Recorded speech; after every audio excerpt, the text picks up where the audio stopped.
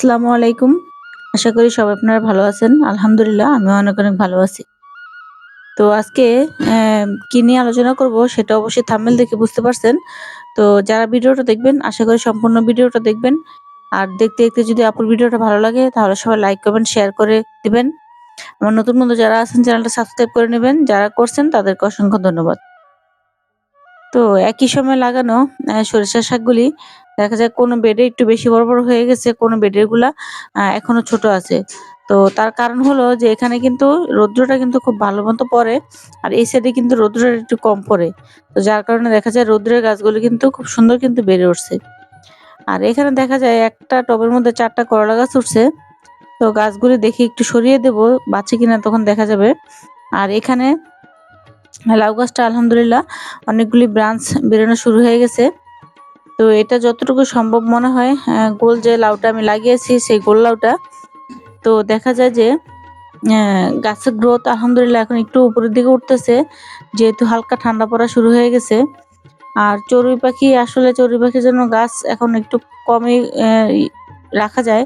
তো নরম যে পাতাগুলি আছে সবগুলি পাতা কিন্তু খেয়ে ফেলে। আর যেহেতু মাচার গাছ সেহেতু এখানে কিন্তু কোনো জাল বা কিছু কিন্তু দেওয়া যায় না। তো যার কারণে চড়ুই পাখি খেয়ে যায়। যাই হোক, কিছু করার নাই, যতটুকুই হবে ইনশাল্লাহ আল্লাহ যা দিবে হবে। তো আর এই যে এখনকার বরবটিগুলি তেমন কিন্তু বেশি মোটা হবে না, আর দেখা যায় আরেকটু বড় হতে হতে শক্ত হয়ে যাবে। তো তার চাইতে এরকম ছোট অবস্থায় যদি নিয়ে নেই তাহলে কিন্তু অনেকটাই কিন্তু খেতে কিন্তু ভালো লাগে আর নরম থাকে। যেহেতু এখন সিজন না, সিজন ছাড়া জিনিস কিন্তু একটু অন্যরকম হবেই, সিজনের মতো হবে না। তো যারা আমার নিয়মিত ভিডিও দেখেন তারা অবশ্যই জানেন কয়েক ২০-১৫ দিন আগেও কিন্তু বরবটিগুলো খুব সুন্দর কিন্তু আরো বড় হতো। তো এগুলো আরেকটু বড় হবে। তো দেখা যায় যে বড় হতে একটু শক্ত হয়ে যাবে। তো সেটা আর রাখবো না, তার আগে নিয়ে নেব। তো যাই হোক, আজকে মোটামুটি সবগুলি গাছে খাবার দেব। তো অনেকেরই হয়তোবা মনে চিন্তা থাকে যে বা অনেকেই হয়তো জিজ্ঞেস করেন যে গাছে কতদিন পর খাবার দেব? কি খাবার দেব? আসলে এটা নিয়ে কিন্তু প্রায় ভিডিওতে আলোচনা করি বা কয়েকটা ভিডিও করা আছে। তো যারা দেখতে চান চ্যানেলটা ঘুরে দেখতে পারেন। আর আলহামদুলিল্লাহ এই যে বেগুন গাছটার মধ্যে কিন্তু অলরেডি বেগুন আর ফুল সবসময় কিন্তু আলহামদুলিল্লাহ কিন্তু আমি কিন্তু এবার পাইতেছি এখান থেকে। আর এই যে এই গাছটাতে কিন্তু পরশুদিনের যে ভিডিওটা দিছিলাম সেখানে কিন্তু দেখতে পারছেন যে পোকা ধরছিল। তো ইনশাল্লাহ ওষুধ দিয়ে দিছি। দেওয়ার পরে আশা করি ইনশাল্লাহ এখন আর পোকা তেমন একটা থাকবে না। আর আলহামদুলিল্লাহ গাছের সিমগুলো মোটামুটি বড় হওয়া শুরু হয়ে গেছে। আর কেরালা সিমগুলো যেহেতু পাতা চিপায় থাকে একটু নেড়েচেড়ে দেখতে হয়। অনেক সময় আপনাদের সাথে শেয়ারও করতে পারি না। আর এই সিমগুলো তো দেখা যায় স্টিকগুলো একটু লম্বা থাকে, তো যার কারণে উপরের দিকে থাকে। তা আলহামদুলিল্লাহ মোটামুটি গাছে কিন্তু সিমের ফলন আসা শুরু হয়ে গেছে। আশা করি কয়েকদিনের মধ্যে কিছু সিম এখান থেকে হারভেস্ট করতে পারবো। তো এরকম ফলন ধরে রাখতে হলে কিন্তু এখন কিন্তু সবচেয়ে জরুরি হচ্ছে গাছের খাবার আর নিয়মিত পানি। এই ২ টা জিনিস যদি এখন থেকে ঠিকমতো দেওয়া যায় তাহলে কিন্তু ইনশাআল্লাহ গাছের ফুল, ফল সব টিকেও থাকবে। আর গাছটাও কিন্তু অনেকটা শক্তি পাবে। আর শক্তি পাওয়ার জন্য আরেকটা করতে হবে যে এরকম করে গাছের পাতাগুলো কিছু ছেঁটে ফেলে দিতে হবে। কারণ সিম গাছে প্রচুর পাতা হয়। তো আমার যেহেতু এখানে অনেকগুলি গাছ, তো দেখা যায় একটা টবে ৪ টা গাছ, আরেকটা টবে ৩ টা গাছ। তো এখানে মোট ৭ টা গাছ আছে। ৭ টা গাছের পাতা কিন্তু অনেক। তো এগুলো যদি একটু ছেঁটে দেওয়া না হয় তাহলে কিন্তু দেখা যাবে যে ভিতরে আলো বাতাস ঢুকবে না। আলো বাতাস না ঢুকলে কিন্তু পোকার আক্রমণটা একটু বেশিই হয়। তো যাই হোক, আজকে যে খাবারটা দিব, তো যারা সবসময় অর্গানিক খাবার দিবেন তারা চাইলে আপনারা আহ, আহ, সপ্তাহে ২ দিন বা ৩ দিন করে কিন্তু অর্গানিক খাবারটা দিতে পারেন। আর যারা রাসায়নিক দিবেন তারা আপনারা মাসে ২ বার করে রাসায়নিক খাবারটা দিবেন। তবে রাসায়নিকটা না দেওয়াই ভালো, যতটুকু সম্ভব অর্গানিকটা দেওয়ার চেষ্টা করলেই হবে। তো এই যে দেখুন এখানে কিন্তু আমি ৫ দিন ৬ দিন আগে কিন্তু এই খাবারটা আমি গাছে দিছি। যেহেতু আমি বলছি যে আমি বাসায় ছিলাম না কয়েকদিন, তো সেই কারণে দেখা যায় যে আমি আবার নতুন করে কিন্তু এগুলো কিন্তু ভিজিয়ে রেখে গেছিলাম। তো যদি আমি বাসায় থাকতাম তাহলে দেখা যায় যে এই ৬ দিনের মাঝখানে আরো একদিনও গাছে খাবার দিয়ে দিতাম। আর এই তো আজকে যে খাবারটা দেখতে পারতেছেন এটা কিন্তু আমার সবজি খোসা ভেজানো পানি। তো এখানে কিন্তু আমার সব ধরনের সবজির খোসা আছে। যেহেতু গাছের এখন প্রচুর ফুল ফল আসতেছে, আর এখন কিন্তু গাছের প্রচুর পরিমাণে শক্তির প্রয়োজন আছে। সেটা আ পটাশিয়াম তো অবশ্যই দিতে হবে। তার সাথে ম্যাগনেসিয়াম, সালফার, মা পটাশিয়াম সব ধরনের খাবারই কিন্তু গাছের এখন কিন্তু খুব দরকার। আর টবের মাটি যত কম থাকবে, খাবার কিন্তু তত ঘন ঘন দিতে হবে। কারণ মাটির পরিমাণ কম থাকলে খাবারের পরিমাণও কম থাকে। তো গাছ কিন্তু খুব দ্রুত কিন্তু খাবার গ্রহণ করে। আর সবজির খোসা ভেজানো পানিটা আপনারা চাইলে সপ্তাহে ১ দিন পর, পর দিতে পারেন। আর যদি সম্ভব না হয় সপ্তাহে ২ বার দিবেন। আর রাসায়নিক তো বললামই, যারা দিবেন মাসে ২ বার করে দিবেন। তো রাসায়নিকটা না দেওয়ারই চেষ্টা করবেন। তো আমি এখন এর খাবারটা কতটুকু পাতলা করছি বা কতটুকু করে গাছে দিছি, তো সেটা কিন্তু আপনারা দেখেই বুঝতে পারতেছেন। আর যেদিন গাছে খাবারটা দিবেন তার আগের দিন বিকালে কিন্তু গাছে অবশ্যই পানি দিয়ে রাখবেন।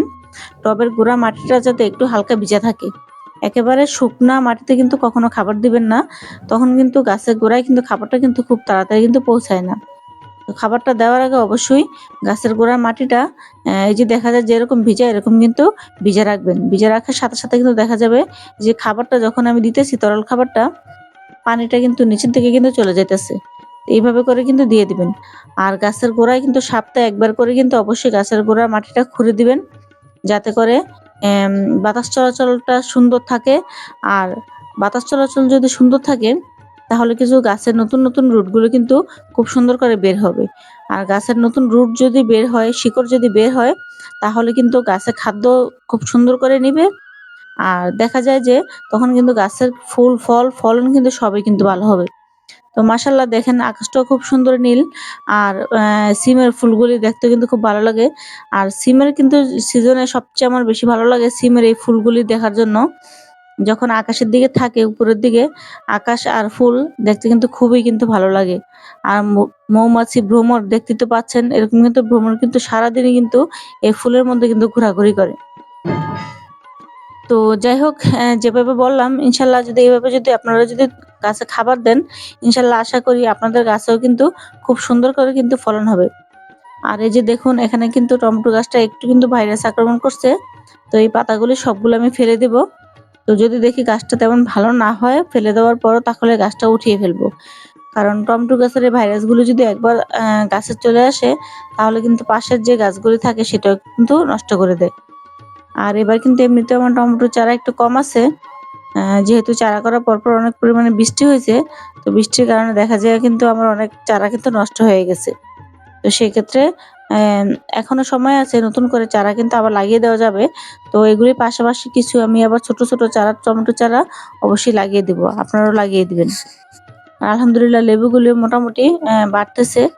তো নিচে দেখা যায় ২ ১ টা লেবু পড়ে আছে। তো কেউ কি ছিঁড়ছে কিনা সেটা জানি না।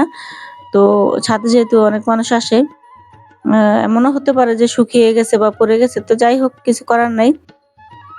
খাবার যদি গাছে ঠিকমতো দেওয়া যায়, আর হ্যাঁ, টব যদি সঠিক নির্বাচন করা যায়, তাহলে কিন্তু সব গাছেই কিন্তু ফলন হয়।